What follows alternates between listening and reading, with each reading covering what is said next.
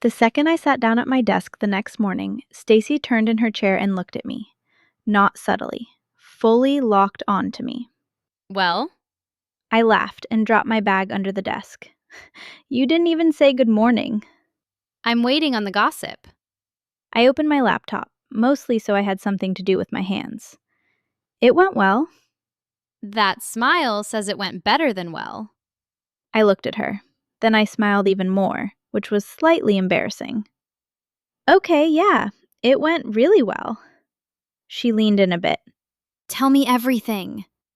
There isn't an everything. Elara, please. Fine. I sat back in my chair. We had coffee, we talked. She flirted with me. A lot. Her face lit up immediately. I knew it. And I asked if she had a partner. You asked that already? I winced. It just kind of came out.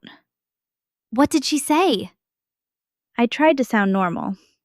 She laughed and said, "Do you think I'd ask you out for coffee if I had a partner?" She slapped my arm. Oh, she likes you. I think so. Oh my God, listen to you. What? You said that like you've already accepted your fate. I laughed and looked down at my desk. Maybe I have. So what now? I tried to act casual. She asked if she'd see me again today. Stacy just stared at me for a second. Then, Elara, what? that is a date. I smiled to myself. I hope so. And you're going, right? Of course I am. After work? Yes. She sat back in her chair like she'd just witnessed something historic. You are so smitten. I opened my emails. That feels too dramatic. It's not dramatic if it's true. I tried to focus after that. I really did, but the whole day turned into one long wait. Every time I looked at the clock, it felt like time had either completely stopped or skipped forward by 30 seconds just to annoy me. By lunchtime, I'd already changed my mind 3 times about what I was wearing after work. By 3 o'clock, I'd checked my reflection in the bathroom mirror twice. By 4:30, I was barely pretending to work anymore. Stacy noticed that too, obviously. You've checked the time 6 times in 10 minutes. I have not. You really have. I looked at the clock again by instinct. She burst out laughing. I just pointed at her. Don't say anything. Go on, be in love. I'm jealous. I'm not in love. Yet. I told myself to not read too much into that last word. By the time 5 o'clock finally came around, I packed up faster than I usually did and headed out before my brain had time to make me weird about it. Driving to Blackline Motors was starting to feel familiar, comfortably familiar, like I was meant to do this every evening. When I pulled up and got out, Liam was near the garage entrance and spotted me almost straight away. He grinned. The annoying kind. Oh, back again? Before I could answer, I heard Rigz from behind him. Don't start. Liam turned, still grinning, as Rigz walked over. She had that same calm expression she always had, but there was something different about the way she looked at me this time. More familiar, maybe. Less careful. I'm just saying, she's becoming a regular. Go and do something useful before I tell your wife you've been harassing women at work again. He laughed and raised his hands. All right, I'm going. He gave me one last smug look before walking off. Riggs stopped in front of me and glanced toward the road. I thought I'd take you somewhere different today. That should not have made me as happy as it did. Okay. Then I smiled. Yeah, okay. She nodded toward the car. Come on. We walked over to her Mustang, and even though I'd already seen it, it still did something to me. She opened the passenger door and waited for me to get in before walking around to the driver's side. The second she got in, she started the engine and looked across at me. Need me to put your seatbelt on for you again? My whole face warmed up instantly.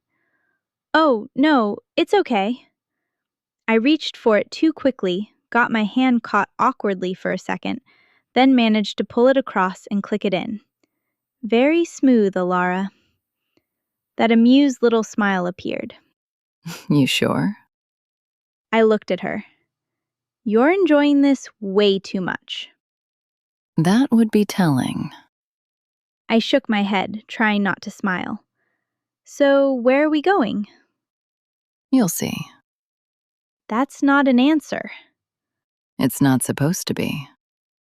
I laughed softly and leaned back in the seat. Okay, fine. Be mysterious. She pulled out onto the road, and for a few minutes we just talked. Nothing huge, just easy things. She said Liam had been unbearable all afternoon. I said I could believe that. Then there was a pause, and this time it didn't feel awkward at all. It just felt nice. Like sitting beside her in the car had already started becoming its own kind of routine. Eventually, I looked out the window, then back at her. So this is somewhere you actually like? Yep. You bring lots of girls there? She glanced at me briefly. No. I wasn't expecting that answer to affect me as much as it did. I looked away, trying not to react too obviously. Good. That got a quiet laugh out of her. Good. I looked back at her. Yes, good. She didn't say anything after that, but the corner of her mouth lifted slightly, and I knew she'd heard exactly what I meant. A little while later, Rigz turned off the main road and started driving higher. The city slowly dropped away behind us as the road curved up along the mountain. I looked out the window, curious now. When she finally pulled into a quiet overlook, there were only a couple of other cars parked further down, spaced out enough that it still felt private. She switched off the engine. For a second, neither of us moved. Then she got out, and I followed her. The air felt different up there. Cooler. Cleaner. And when I looked out properly, my breath caught. The whole city was spread out below us. The sun was sinking low, turning everything gold and pink and soft at the edges. It looked like one of those places from a film, the kind of place people go when they want to talk about something that matters. Or kiss someone. That thought did absolutely nothing helpful for me. I stepped a little closer to the edge of the overlook, just staring for a second. Wow. She came to stand beside me. Yeah. I looked at her.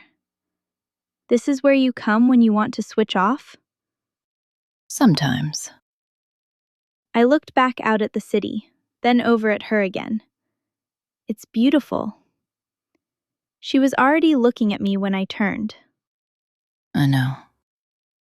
That made my stomach flip. Not because it was some huge line, because it wasn't. Because she said it like she meant both things at once. The view, and me standing there beside her. I looked away, smiling to myself like an idiot, and for once, I didn't mind that I was obvious. Because standing there next to Rigz, with the city glowing below us and the evening settling around us, I felt it properly. This wasn't just flirting anymore. It still had the nerves, still had the heat, still had the part of me that completely lost its mind every time she looked at me too long. But now there was something else, too. Something steadier. Like I was starting to fit into her life in small little pieces.